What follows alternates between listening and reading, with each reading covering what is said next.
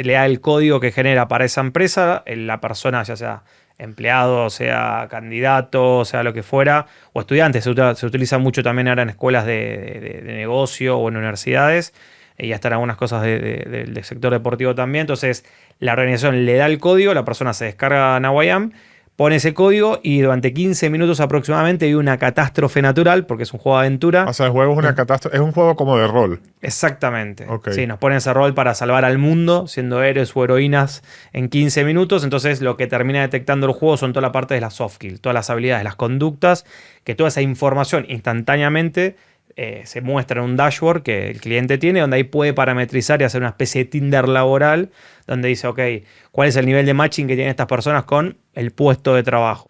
El episodio de hoy va de talento, ya que nos visita aquí en el estudio de Iberian Media Javier Krawicki, que pasó una buena temporada en grandes corporaciones aprendiendo todo lo que hay que saber de recursos humanos, hasta que en ese momento decide que va a emprender. Y como no podía ser de otra manera, emprende en temas de personas. Aquí nos contará sus 3 emprendimientos. Pero aparte de eso, esquiva muchos golpes que yo le tiro sobre el escalado de los negocios. Y muy interesante, porque para él todo este tema de unicornios, rondas y exits millonarios son secundarios. Porque una perla que me dijo es que esos 300 millones por vender la empresa no te los puedes llevar al cementerio. Bienvenidos a Outliers, un podcast con conversaciones de negocios con personas atípicas. Presentado por Joseph Gelman.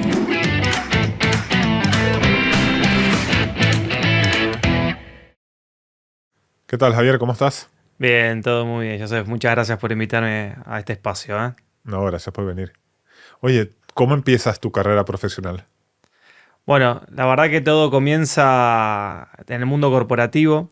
Estudié la licenciatura en recursos humanos porque siempre me apasionan las personas y realmente el potencial que tenemos.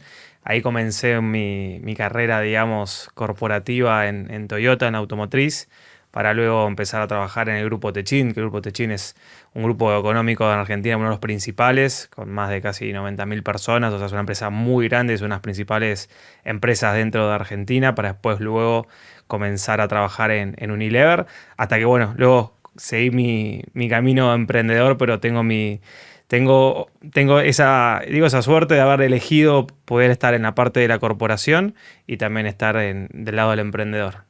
¿Y qué tal el mundo corporativo? ¿Dónde fue tu experiencia esencial ahí? La verdad que fue una experiencia increíble porque empecé a trabajar, de hecho antes de eso, empecé a trabajar siempre muy de joven, porque para mí siempre el trabajo dignifica mucho a las personas y que uno esté trabajando y desarrollando y aprendiendo. Siempre fui muy curioso, por lo cual empezar a trabajar en empresas tan grandes, ¿no? Y de hecho cuando tengo muchas anécdotas dentro de, más que nada, bueno, en todas las empresas, ¿no? Pero cuando empecé a trabajar mucho después de Toyota, que pasé al grupo Techin, tengo muchas anécdotas, digamos, desde la experiencia, desde haber no solamente aprendido muchas posiciones, de haber vivido en distintos países también dentro de lo que es Latinoamérica, por lo cual, digamos, eso a mí me nutrió muchísimo como profesional, pero más que como profesional, como persona, ¿no? Porque creo que finalmente es como uno se termina nutriendo y eso cómo lo vuelca finalmente en la profesión, por lo cual soy de las personas que estoy muy agradecido de haber estado en el mundo corporativo, con sus cosas buenas, sus cosas malas, que ahora seguramente contaremos o charlaremos, pero me parece que siempre es una muy buena experiencia y es una muy buena base y una muy buena formación, porque muchas veces mientras estaba estudiando la carrera universitaria, estaba trabajando al mismo tiempo en el área de people, digamos, y no era lo mismo lo que uno ve en la universidad, no la teoría, de cuando uno lo está viendo en la práctica y lo está haciendo, ¿no? Entonces, para mí siempre es maravilloso poder estar trabajando y más en empresas tan grandes que de alguna manera uno lo van formando y desarrollando para que después cada uno siga su camino. Okay. Tuviste 8 años más o menos entre el grupo Techin, que es una empresa metalúrgica, entiendo, ¿no? Sí. Sí, o sea, y después pasaste a Unilever. Entonces, exacto, justo después de los 8 años es cuando uno empieza ya a adquirir cierto seniority, ¿no? Y relevancia en las empresas, entras, accedes a mejores puestos, mejores sueldos, beneficios, etc. Pero en ese momento tú decides dejar el mundo corporativo. ¿Por qué decides dejar el mundo corporativo? Sí, a ver, empecé muy joven a trabajar en el área de recursos humanos porque empecé a los 18 años en Toyota, por lo cual para mí era entrar a una automotriz tan grande, con una filosofía japonesa súper interesante, y después empezar a entrar como joven profesional en el grupo Techin, que ya te contaré anécdotas porque la verdad que... Bueno, cuéntame las anécdotas entonces, antes de pasar a lo siguiente, porque dame las mejores anécdotas del grupo Techin. Bueno, la verdad que como tú dices, Techin es un grupo muy grande, es una empresa ítalo-argentina que tiene presencia en muchísimos lugares y es un conglomerado de empresas. Insisto, en Argentina y en Latinoamérica son las principales empresas que tienen de ingeniería en construcción, metalúrgica, siderurgia, o sea, es realmente muy, muy grande, por lo cual la posibilidad de hacer ahí es enorme.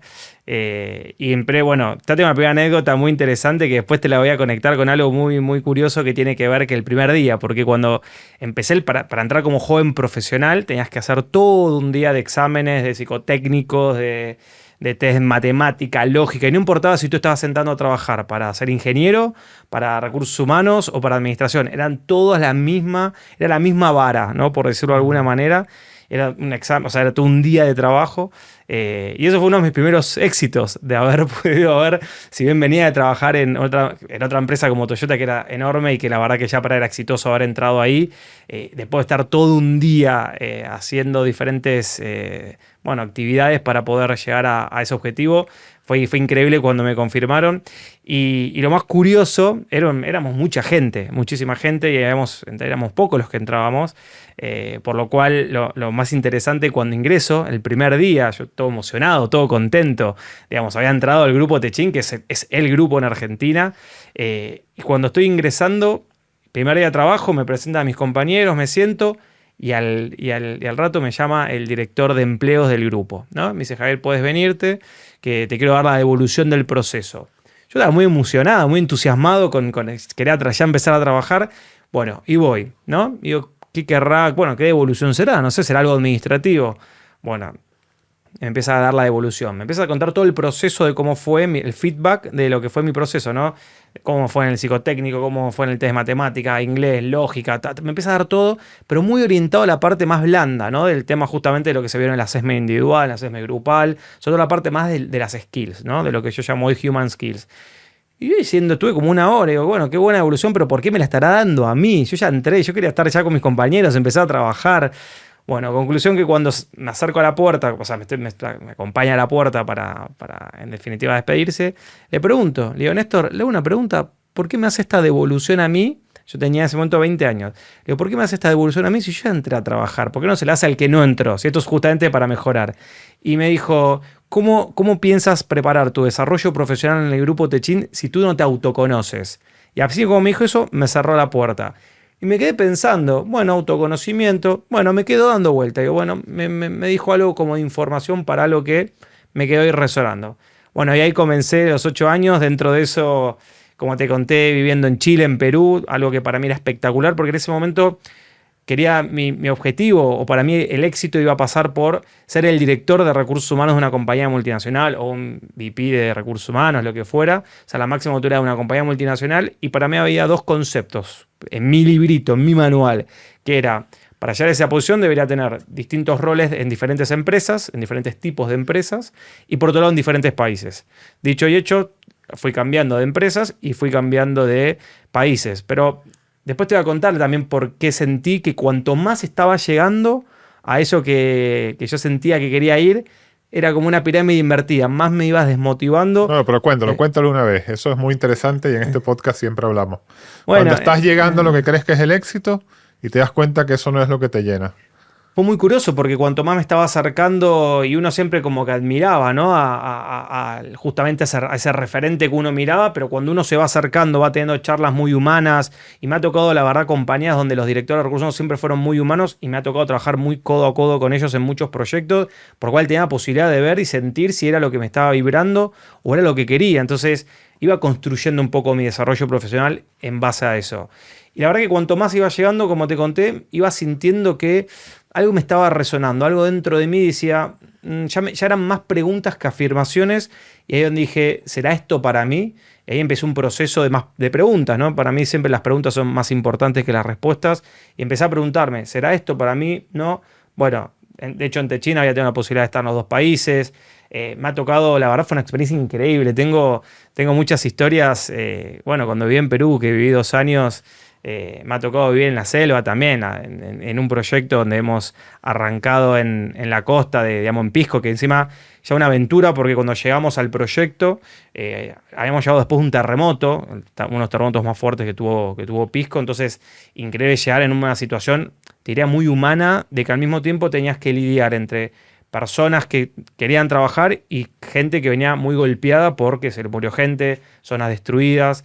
Y así fuimos avanzando en el proyecto hasta que llegamos a la selva y estábamos, obviamente, viviendo un poco en todo eso, ¿no? En toda esa zona. Sí, pero entonces a mí esto me suena, o sea, a mí me suena interesante. Primero, todo ese proceso de devolución de los resultados del proceso de selección, habla muy bien de la empresa.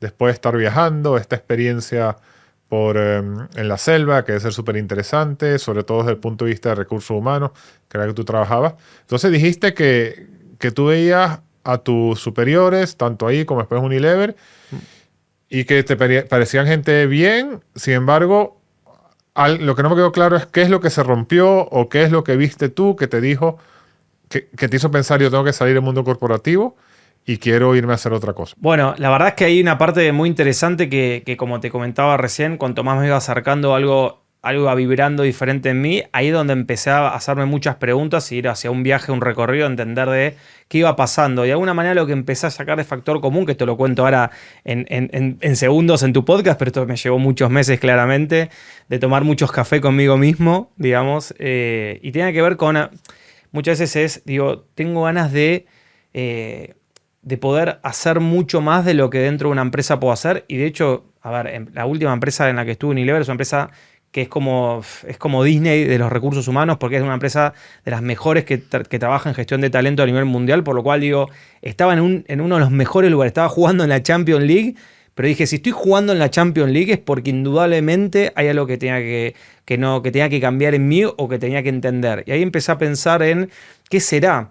Y digo, ¿qué factores comunes? Hice un ejercicio interno que terminé dándome cuenta que lo que me estaba pasando era que sentía que quería tener más libertades, que quería tener justamente la libertad y la autonomía de poder hacer lo que de alguna manera poder emprender, o sea, lo que hoy podría llamar que es un emprendedor, donde pudiese crecer a mi manera o de la forma que yo sentía que tenía que ser, y no necesariamente como decía, una política o que eso sucede, y está muy bien que estén, ¿no? Porque en empresas tan grandes tiene que suceder eso. Por eso digo, nada está ni bien ni mal. Finalmente es en qué timing, en qué momento.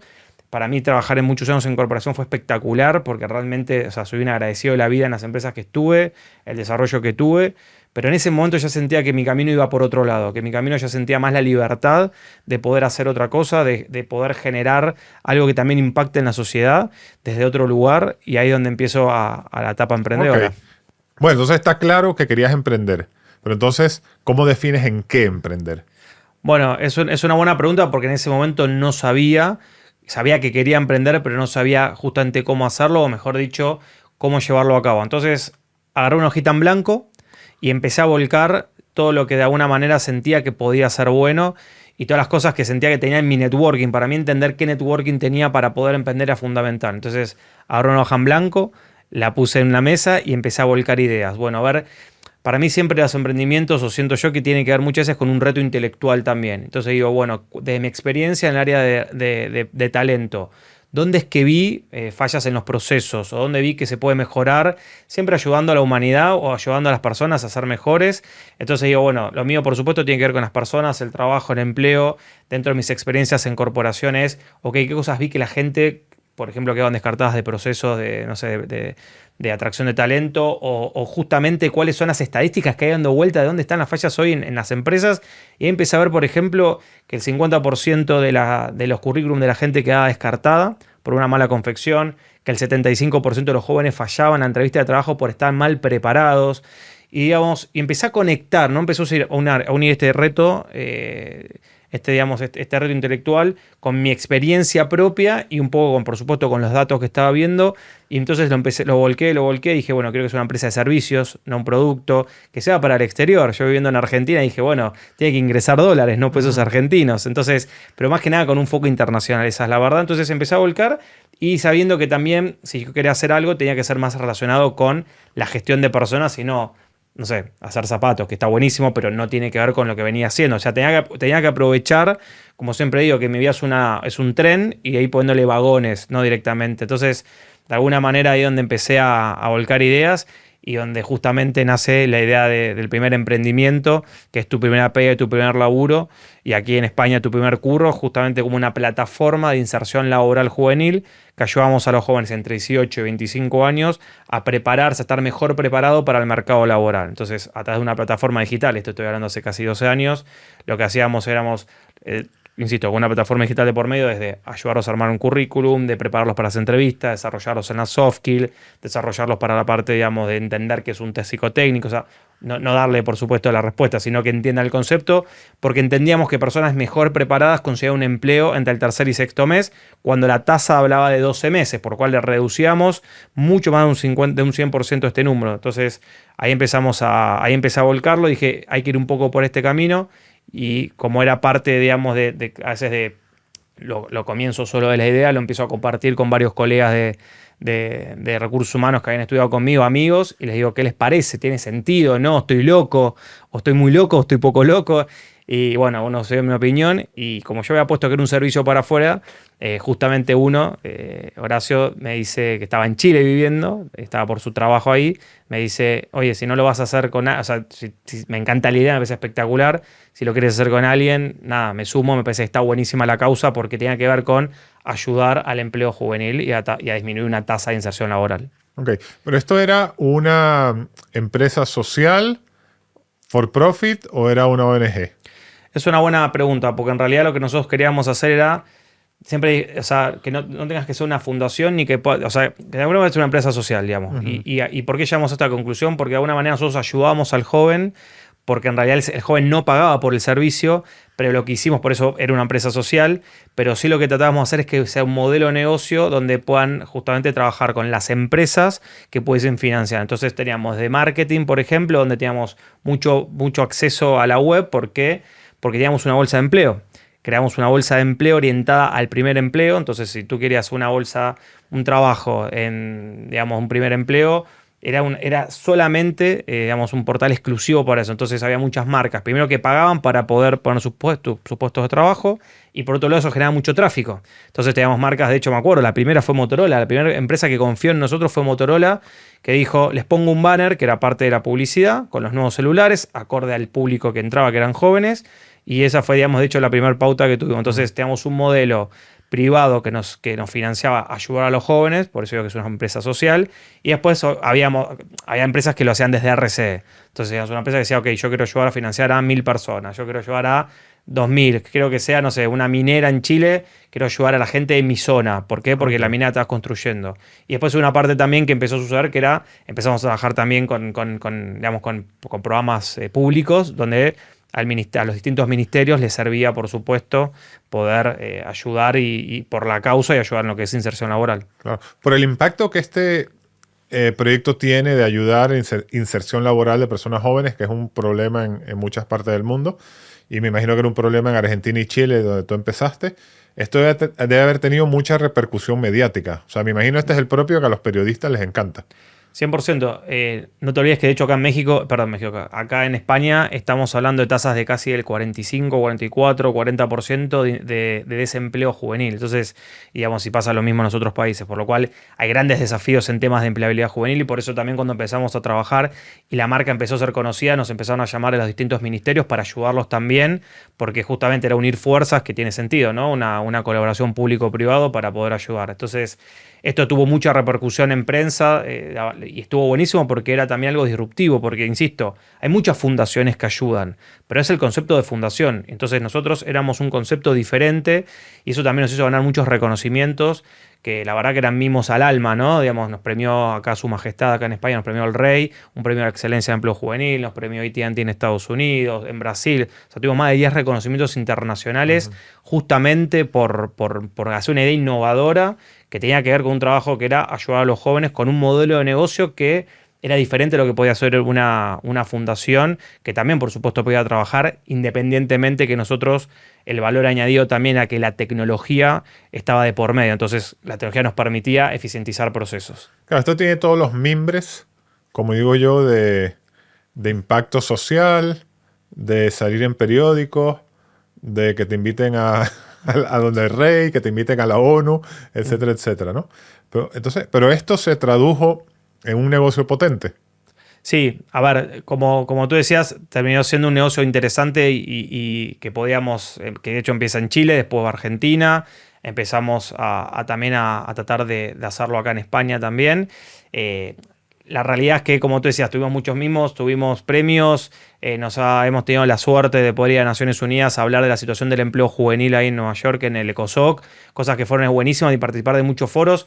Hasta nos pasó algo muy, muy interesante, que nos llamaban a nosotros en el Senado de Chile para opinar de políticas públicas de empleo joven, que estaba, por ejemplo, la OIT, que es la Organización Internacional de Trabajo, y nosotros, y era como argentinos en el Senado de Chile opinando de políticas porque estábamos muy metidos. Entonces, había algo que era muy interesante, que nos estábamos convirtiendo en referentes en empleabilidad juvenil en Latinoamérica. De hecho, fuimos la primera plataforma, digamos, relacionada con eso.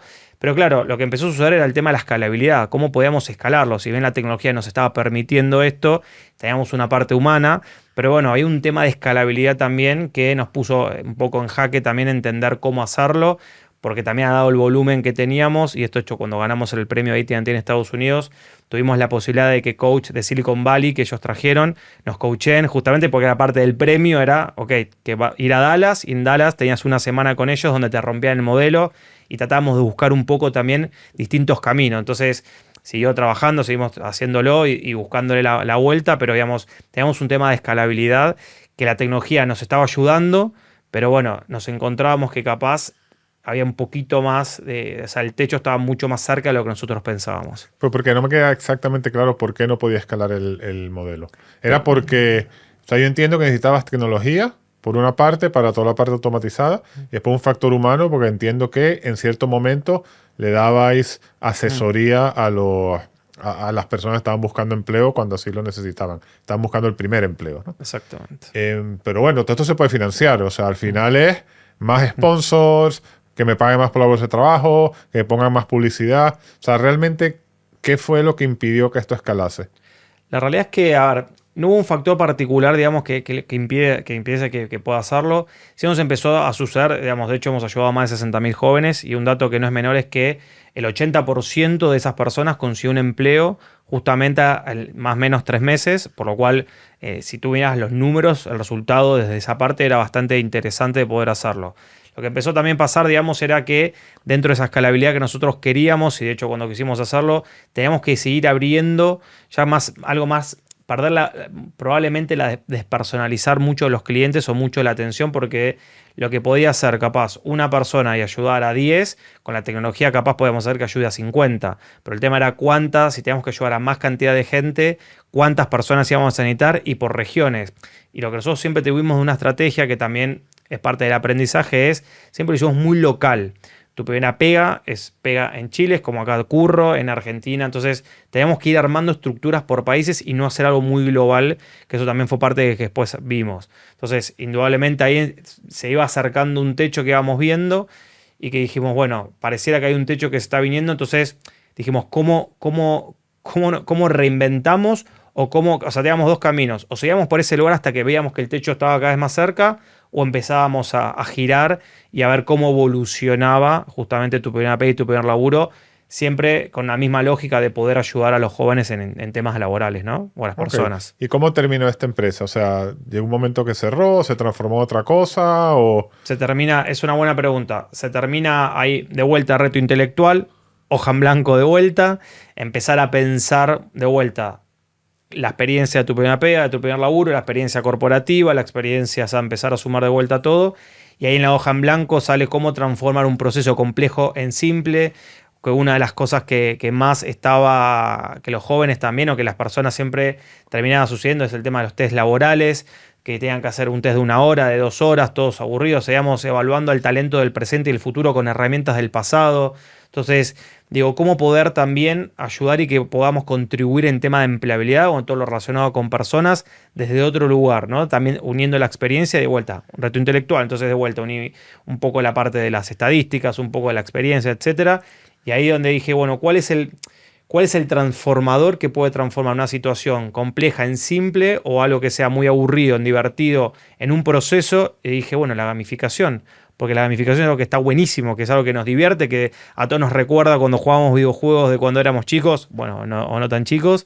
Y de alguna manera dije, tiene sentido porque es parte del camino que proponemos nosotros como una startup de decir, queremos acompañar a las personas y a las empresas en su desarrollo profesional. Porque era esa lógica. Entonces lo hicimos con tu primera pega, tu primer laburo.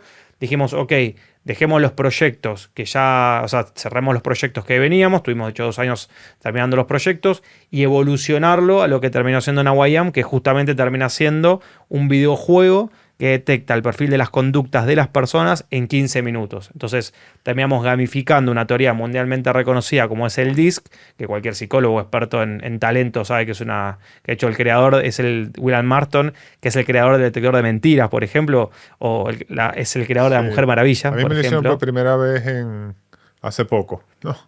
Y te dice cómo eres, si eres analítico, si eres así, si eres asado, y te compara con, para que no entiende, te compara con los valores supuestos de la empresa, a ver si hay match o no hay match.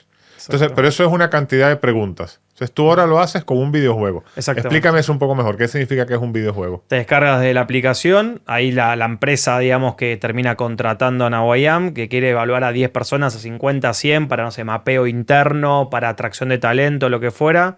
Justamente le da el código que genera para esa empresa, la persona, ya sea empleado, sea candidato, sea lo que fuera, o estudiantes. Se utiliza mucho también ahora en escuelas de negocio o en universidades, y hasta en algunas cosas del sector deportivo también. Entonces, la organización le da el código, la persona se descarga Nawayam, pone ese código y durante 15 minutos aproximadamente hay una catástrofe natural, porque es un juego de aventura. O sea, el juego es una catástrofe, es un juego como de rol. Exactamente. Okay. Sí, nos ponen ese rol para salvar al mundo, siendo héroes o heroínas en 15 minutos. Entonces, lo que termina detectando el juego son toda la parte de las soft skills, todas las habilidades, las conductas, que toda esa información instantáneamente se muestra en un dashboard que el cliente tiene, donde ahí puede parametrizar y hacer una especie de Tinder laboral, donde dice, ok, ¿cuál es el nivel de matching que tienen estas personas con el puesto de trabajo? O con, digamos, con el puesto de trabajo para tu empresa, porque no es lo mismo el jefe de tienda del Corte Inglés que el de Decathlon. El puesto es el mismo, pero para uno puede ser que las habilidades sean diferentes.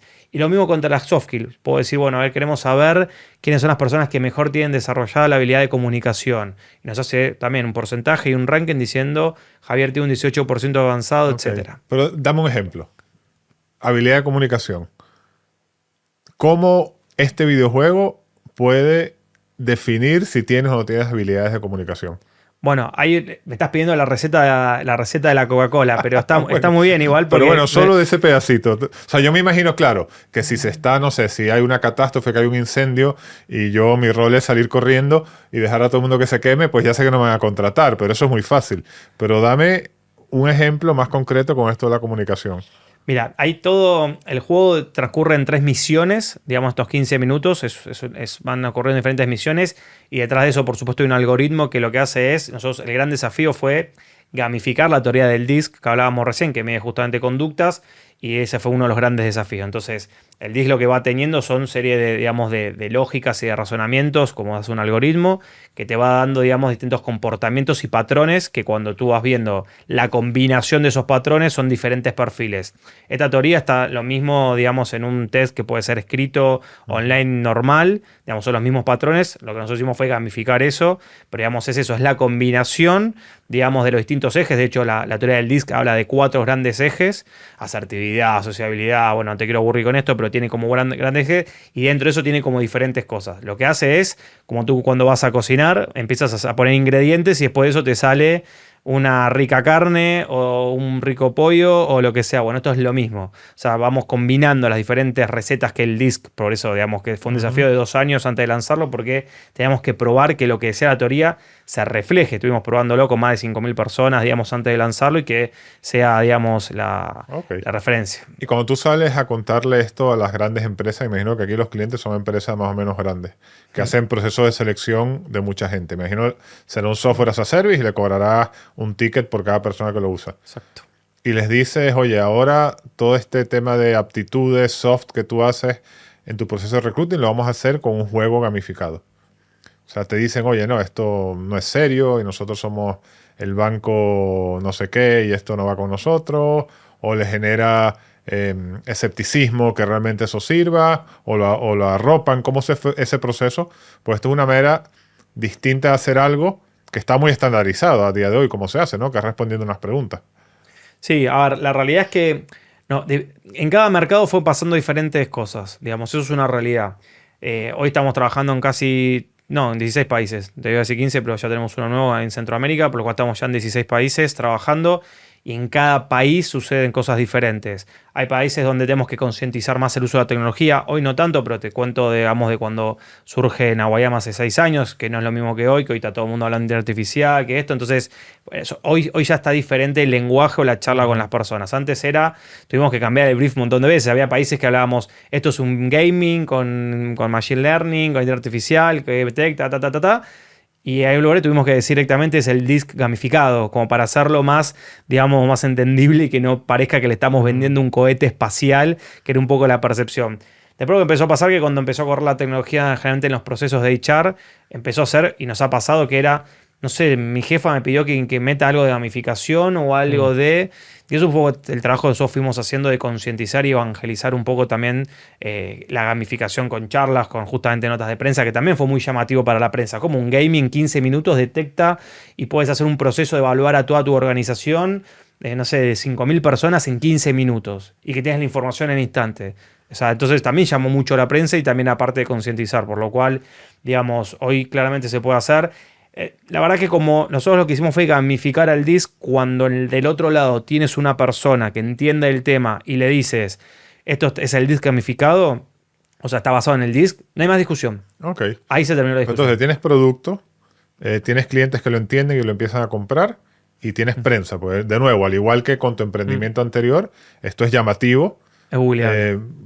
Por el tema de la gamificación y le dices que está hecho con inteligencia artificial, entonces ya todos los periodistas quieren que hables con ellos porque tiene inteligencia artificial, etcétera, etcétera. Entonces, ¿cuál es el siguiente paso? O sea, ¿hay un proceso de escalado con esto? Pues esta sería como la etapa de Product Market Fit, la que me contaste. Acá en definitiva es muy escalable. De hecho, hoy estamos trabajando en países donde no tenemos oficina, no tenemos nada, digamos, de estructura y todo, o sea, el servicio desde un shared services que tenemos o en Argentina o en España y que da soporte a todo el mundo. Por lo cual hoy teníamos miedo, o el aprendizaje, mejor dicho, del otro emprendimiento, acá de alguna manera empezamos a tomar un poco ese aprendizaje para lo nuevo. Entonces tratamos de no cometer los mismos errores. Fallamos otros, eso está bueno, pero sí, en definitiva, lo que terminó ocurriendo era, esto sí es escalable y en definitiva es y lo estamos escalando porque hay países que llegamos como Malta, que nunca hicimos nada y que termina siendo, digamos, replicable porque alguien lo escuchó, porque lo vio en una nota de prensa o porque lo que sea. Entonces, ahí sí podemos hacerlo y ahí empezamos un poco lo que es la escalabilidad. Y trabajando en temporadas, porque para mí Nawayama es como una serie de Netflix. Lo que está ahora es la primera temporada, ya está desarrollada la segunda temporada, que es el metaverso, seguir añadiéndole justamente tecnología al producto, no mejorar todavía el producto. O sea, otra temporada significa que es otro juego de rol. Que mide perfil de conductas más inteligencia emocional, por ejemplo. Entonces, o sea, es otro juego de rol y le metes otra capacidad de evaluar. Exactamente. Que es inteligencia emocional. Ok, y dijiste que esto está en metaverso. Pero claro, esto ya se pondrá un poco más caro, ¿no? Porque ya tienes que desarrollar para plataformas de realidad aumentada. O sea, ¿esto cómo lo has financiado? Bueno, la parte inicial fue con Friends and Family, digamos, y también haciendo acuerdos comerciales con la Software Factory, que también fue parte de, digamos, porque de hacer un videojuego como lo hicimos nosotros, que era súper personalizado. Hasta hicimos los dibujos, contratamos a un dibujante que hizo, digamos, los dibujos, o sea, la música, o sea, está todo hecho por nosotros, no es que compramos un banco de imágenes o sonidos, sino que eso también queríamos darle nuestro toque y que la música vaya acompañando, por ejemplo, al momento que vaya el momento de aventura, de nervios, o sea, que vaya, y la única manera personalizándolo. Entonces, de alguna manera hicimos eso, o sea, financiación de Friends and Family. Después el tema de este acuerdo que te contaba con la Software Factory, un poco para que sea un poquito, no sea tan pesado. Y así lo empezamos, digamos, a desarrollar. ¿Y estás en proceso ahora de desarrollarlo? ¿O ya está Eh, listo? O sea, ya estás comercializando la versión más... La 1 ya está comenzando hace ya varios años. Ok. Se le van mejorando cosas, se le van añadiendo. Ok. Y Porque, la dentro, dos, porque ok. dentro del dashboard le vamos añadiendo nuevas competencias que se evalúan, competencias digitales, por lo cual el juego en sí, digamos, toma toda la información de la Matrix y luego en el dashboard le vamos añadiendo nuevos servicios, nuevas Ok. cosas y nuevas cosas que en definitiva son las que gestiona el cliente. Claro. Pero yo pensando, porque me comentaste que la empresa está todavía en un estado inicial, ¿no? Factura en torno a 1 millón de euros, un poquito más. Pero esto es un software as a service. ¿Y qué significa un software as a service? Que tienes el producto, ya lo tienes probado, y ahí lo que tienes que meterle, o eso es lo que dicen, es inversión en marketing, sobre todo en tu caso, que llegas en remoto sin infraestructura a muchos países, para que esto escale muchísimo, ¿no? Totalmente. Entonces, eso ya lo habéis hecho, o sea, has ido a levantar dinero para hacer esto que yo digo, o a lo mejor tú no quieres hacer esto, o sea, porque suena como un producto potente, enterprise, que está desarrollado y está funcionando, pero la empresa sigue siendo relativamente pequeña.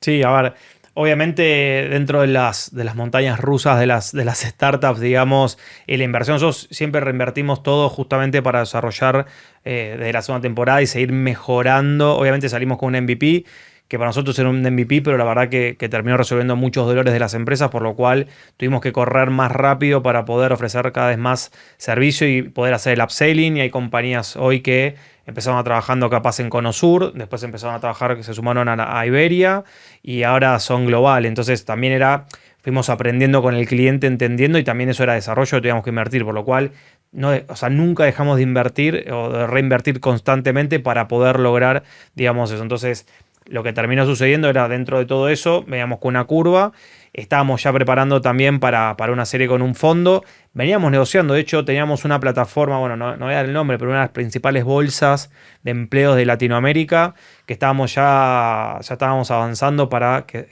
hacer una compra, estábamos negociando si era total, parte de adquirir, digamos, Nawayam, también con una empresa de idioma que quería gamificar y, bueno, quería expandir su negocio en Estados Unidos. Veníamos hablando con Estados Unidos, en su momento también estábamos hablando con LinkedIn Estados Unidos porque hay un dolor que ellos tienen y que nosotros podíamos resolver. Pero bueno, en su momento veníamos justamente en un estadio bastante de crecimiento, y ahí con esto que te contaban los fondos, etcétera. ¿Qué pasó?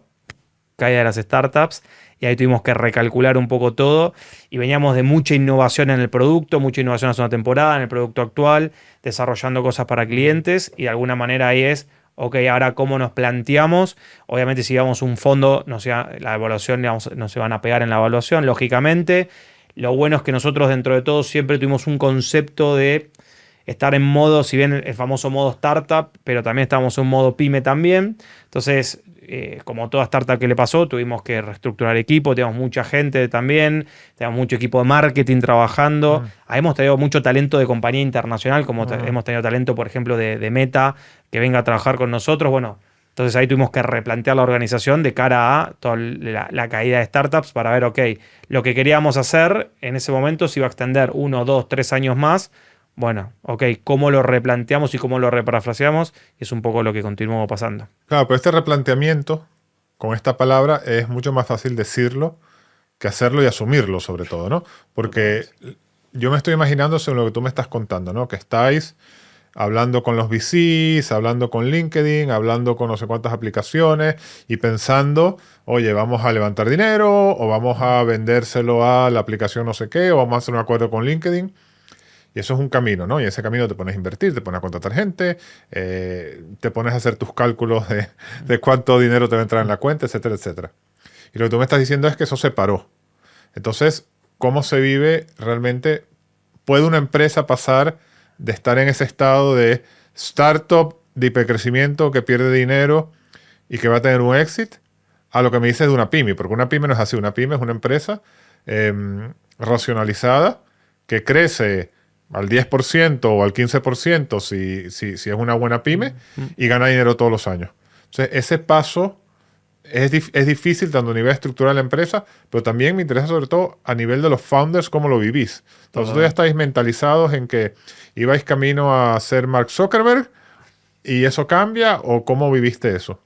Bueno, es una muy buena interpretación porque de alguna manera era un poco el plan y donde está de alguna manera esto de charlar con un LinkedIn y diciendo, wow, estoy hablando con Silicon Valley por un tema que puedan comprar o puedan adquirir o lo que sea y pasando con reuniones y estábamos armando el cap table de la compañía.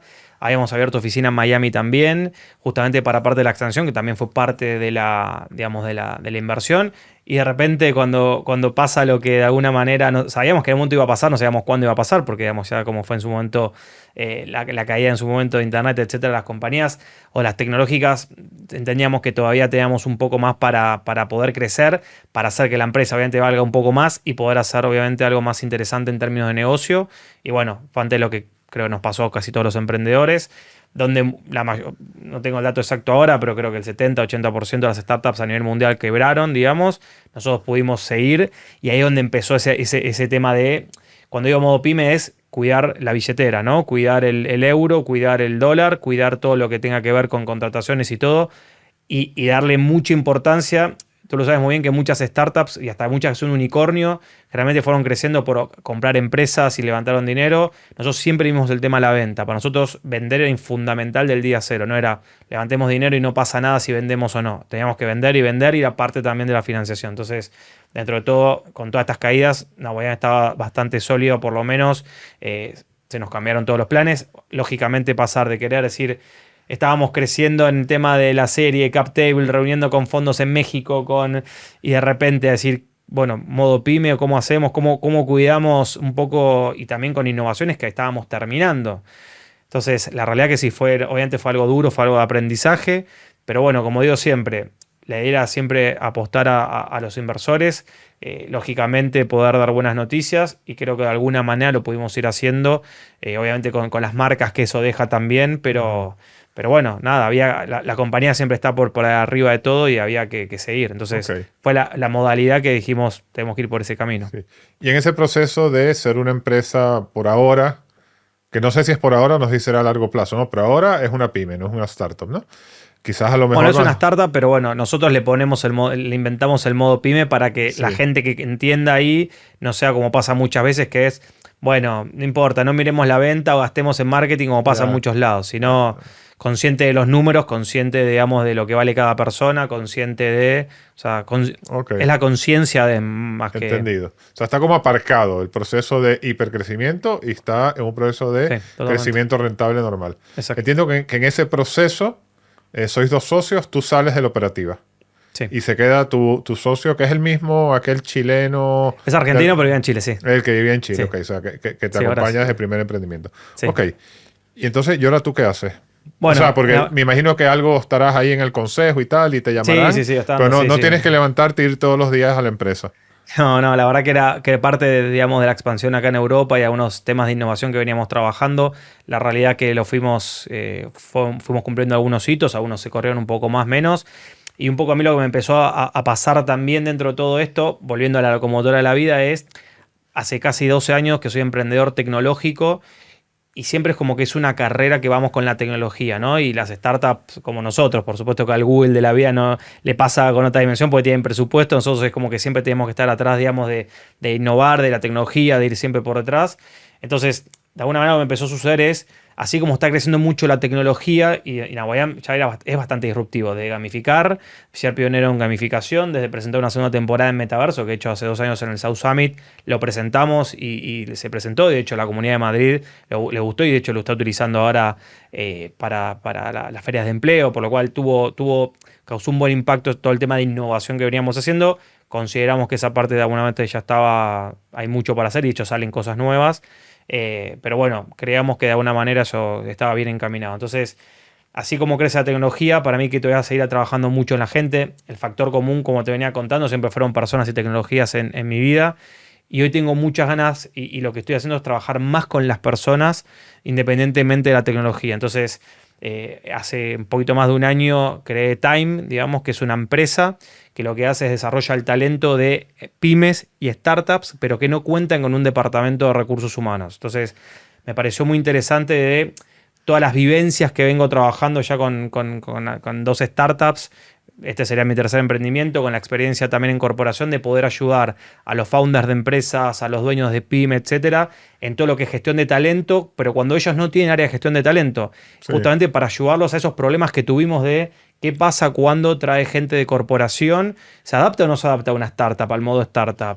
¿Y qué pasa cuando, no sé, tenemos que internalizar? ¿Cómo es el tema de la cultura? Y el tema de teletrabajo. ¿Es lo mismo para una empresa que tiene 20 años y ya tiene procesos que una startup que tiene un año y que tiene que desarrollar cultura? Entonces digo, hay un montón de situaciones, o promocionar líderes, que lo hemos promocionado porque técnicamente eran buenísimos y porque nos vienen acompañando el día cero, pero después nos damos cuenta de que no. Entonces, digo, hay un montón de aprendizajes que de alguna manera dije, quiero ayudar y volcar a las pymes y startups, y ahí es donde creé Time, justamente para ayudar a las pymes y startups que no cuentan con departamento de recursos humanos en todo lo que es la parte de gestión de talento. ¿Cómo? Justamente terminamos siendo su brazo externo de talento. O sea, terminamos haciendo el outsourcing de todo, como un HR as a service, digamos, Ok. de todo el área de people, la tomamos nosotros. Entonces O ponemos sea, una ellos te dicen, persona. necesito reclutar tal persona. Entonces tú le desarrollas el perfil, lo pones Todo. en redes, haces las entrevistas y dices, oye, ya te tengo los 2 candidatos de 50, mira cuál te gusta más. Sí. Y págale tanto. Sí, es todo. Y- En realidad es todo el Y proceso. nómina también. Sí, la verdad, a ver, hay 3 etapas. Lo primero que nosotros hacemos es evaluamos y diagnosticamos. Me encanta Peter Senge, la Sí. quinta disciplina, todo lo que es el pensamiento sistémico, y eso lo utilizo muchas veces cuando hablamos de empresas, que a veces la raíz del problema no está donde la gente cree, y eso como Doctor House me encanta, Ajá. porque es así, es donde justamente buscar lo simple y no tanto lo complejo. Una vez que evaluamos la empresa siempre en términos de personas, porque en definitiva es dónde está el negocio hoy y hacia dónde quiere ir. Entonces ahí es donde, segunda parte, armamos el plan y la estrategia de People para todo ese crecimiento o los cambios que va a tener, y la ejecutamos. O sea, la llevamos a cabo nosotros. O sea, ponemos una persona, 1, 2, 3, depende, un implant, digamos, part-time o full-time, que va desarrollando y que encima tiene la ventaja de que tiene todo el equipo de Time, que es expertos en distintos temas, donde no sé, tenemos que implementar política de onboarding. Ok, gente que es especialista en eso. Tenemos que implementar encuesta de clima. Tenemos que contratar, como tú decías, gente. Tenemos que trabajar objetivos. Ok, entonces, de alguna manera tú siempre te aseguras que Time te puede ir acompañando en todo el proceso, hoy, mañana y pasado, porque tiene la flexibilidad de que puede crecer. Vale. Yo pensaría que las startups y las pymes están más deseosas de pagar porque le pongas un implant y le hagas cosas operativas, más que porque las ayudes a pensar. O sea, a las startups no les gusta pensar, ¿no? Exactamente. De hecho, yo en el periodo que estuve de freelance, me acuerdo de una startup, que no voy a mencionar cuál es, muy, muy conocida, y me llamó, oye, Joseph, necesito que nos ayudes, querían hacer un negocio de servicio. Como tú eres experto en consultoría, yo, venga, vamos a hacer la primera reunión, y la primera te la hago gratis. Entonces, la primera reunión, me piden una propuesta, y entonces hablo con uno y hablo con el otro, y me mandan a hablar con otro, y me mandan a hablar con uno, y entra uno nuevo. Y al final me dice, Joseph, es que esto necesitamos hacerlo ya. Y yo le digo, bueno, sí, es que tenemos 6 semanas hablando sobre la propuesta. Ya hubiésemos hecho el trabajo, ¿no? Como que les cuesta mucho lo que sea pensar, ¿no? O sea, al final, él lo que necesitaba era realmente alguien que fuese y le empecé a vender servicios. Él no quería pensar en cómo hacer la propuesta de valor, qué es lo que voy a vender, cómo hacer los incentivos de la gente, por qué esto es interesante al cliente, cómo voy a armar las propuestas. No, lo que quería salir a vender. Entonces, ¿cómo te has encontrado tú eso con las startups? Porque lo que tú contaste tenía una parte estratégica muy importante. O sea, sonaba como que algo que te compra una gran empresa. Sí, a ver, la realidad es que hay diferentes beneficios que veo. Por un lado, cuando tú le hablas de que le vas a hacer, no es lo mismo que vengo con una PPT.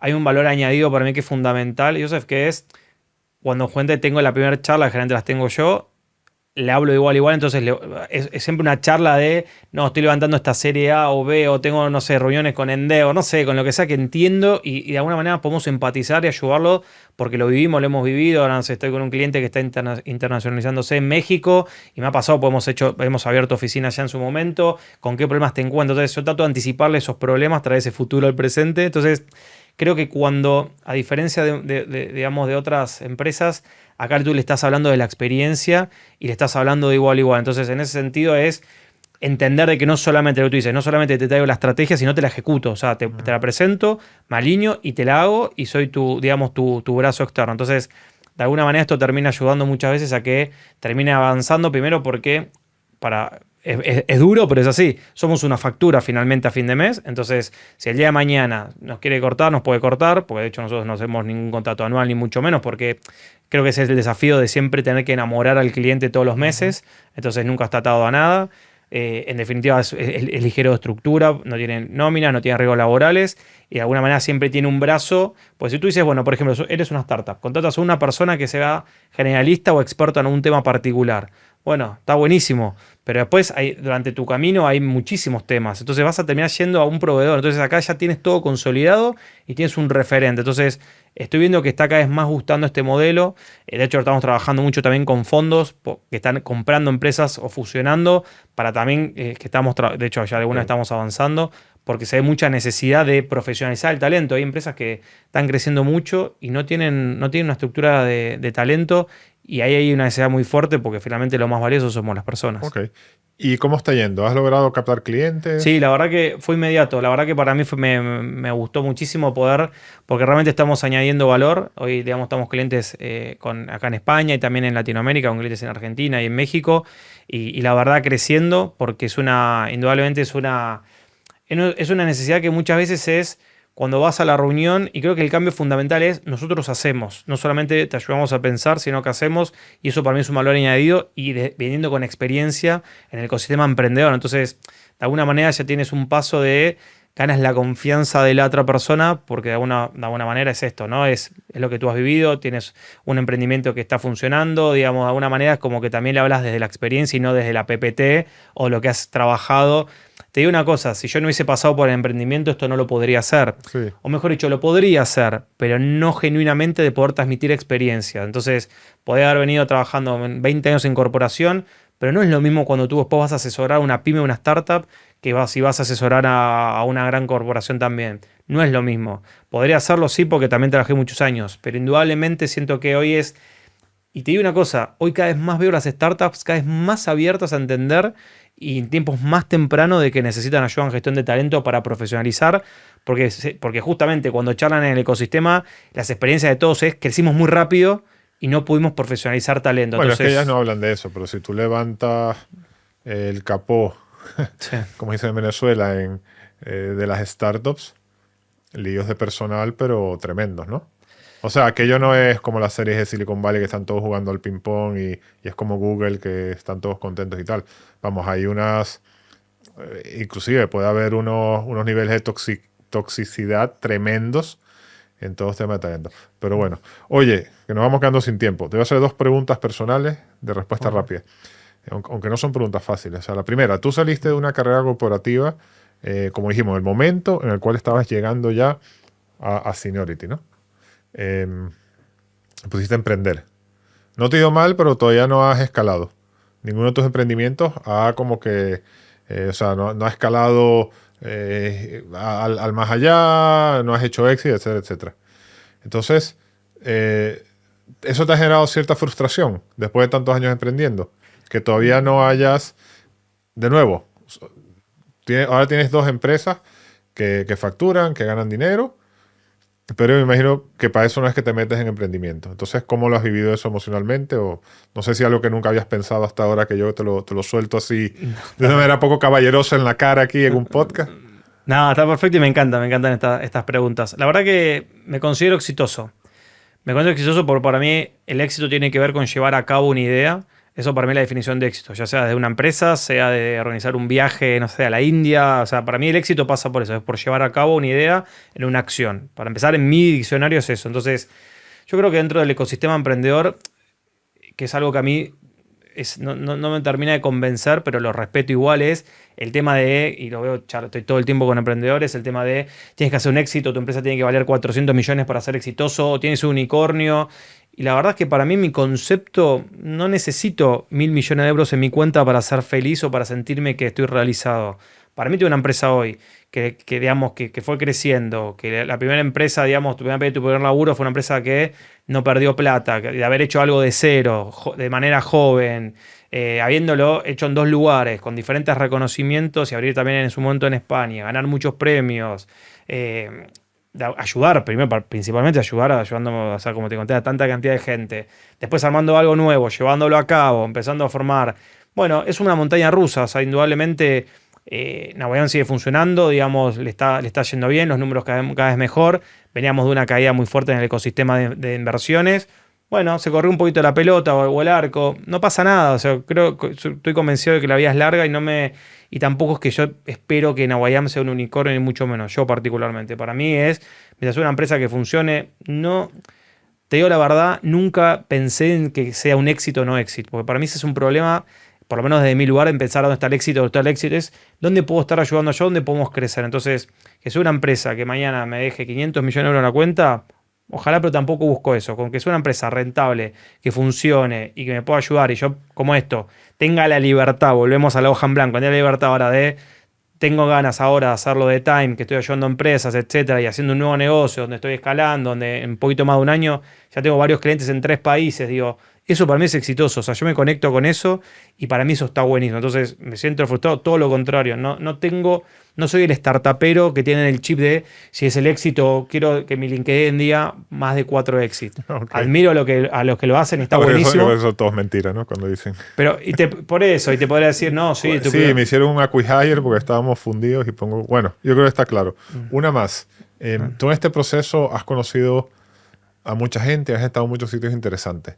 Lo tocamos, ¿cómo se llama? Tangencialmente, pero bueno, tú has estado en la ONU hablando de temas de empleo y te ha recibido aquí el rey. Y entiendo que el rey, bueno, no será tu amigo y no tendrás el móvil, pero el rey sabe quién eres, ¿no? De hecho, somos proveedores. Trabajamos con la Fundación de Su Majestad. De hecho, el año pasado estuve presentándole a él el Nawayam porque lo contrató la Fundación. Perfecto. Bueno, conoce a mucha gente, ¿no? ¿Eso sirve para algo, realmente? O 100%. Sea, porque... Sí, o sea, ¿para qué sirve todo eso? Para el próximo que se viene. Para lo que está y lo que se viene. La realidad es que para mí es un tema del networking real y genuino. Creo mucho en eso. Creo realmente en que funciona. Y finalmente es eso. Es también lo que uno termina conectando con gente. Hoy termino hablando con personas o organizaciones que habíamos trabajado en su momento con tu primer laburo, con tu primera pega o lo que fuera. Y me parece que... Por eso insisto que veo la vida como un tren, ¿no? Entonces van viendo vagones y de alguna manera los vagones también tienen que ir con personas que uno va conociendo y para mí es fundamental, por lo cual para mí el poder del networking te diría que es fundamental, porque cuando empecé con lo de Time y lo empecé a contar me encantó y era por el networking, porque obviamente muchas de estas cosas se contratan por confianza al principio por lo menos. Ok, está claro. Javier, muchísimas gracias por venir. No, muchas gracias a ti. Gracias por la invitación. La verdad que es un placer conversar contigo en este espacio que es bastante potente. Te he lanzado preguntas difíciles, así que no, espero nada. Que me perdones si te he tocado fibras, pero no te has puesto nervioso. Oye, para terminar, hablaste un poco de esto, ¿no? Pero vuelve a hablar de lo que es para ti el éxito, cuánto de ese éxito has alcanzado y qué te falta para alcanzarlo plenamente.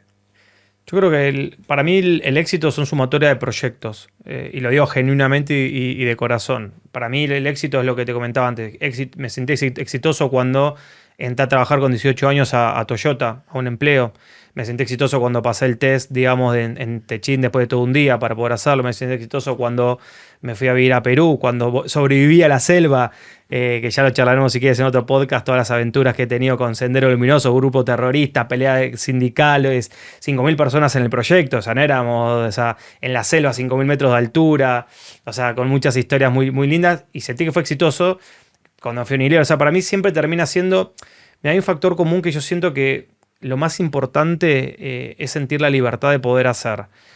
Yo siento que de alguna manera mi éxito pasa por poder elegir estar hoy acá, mañana poder estar allá, y eso para mí es el éxito, es poder tener la libertad de elección y en definitiva, como te decía antes, poder llevar a cabo una idea. Hoy me considero exitoso. Uno puede decir, bueno, pero el éxito está si tienes 100 millones de euros en la cuenta o 500. al cementerio no te vas a ir con esos millones de euros, pero sí me quiero ir por lo menos sabiendo que pude ayudar, que pude haber trascendido haciendo algo diferente y que cuando les cuente a mis hijos, cuando sean más grandes, mis historias o lo que he hecho y las cosas, que me vean como una persona que hizo y que justamente se fue a dormir diciendo lo intenté, digamos, y por lo menos prefiero intentarlo antes que haberle dicho, y me hubiese quedado con ganas de armar Time, o me hubiese gustado la idea de probar qué pasaba si poníamos una oficina, y me hubiese gustado. Entonces me considero exitoso, sí. Digamos, yo creo que en mi lenguaje el éxito es por ahí.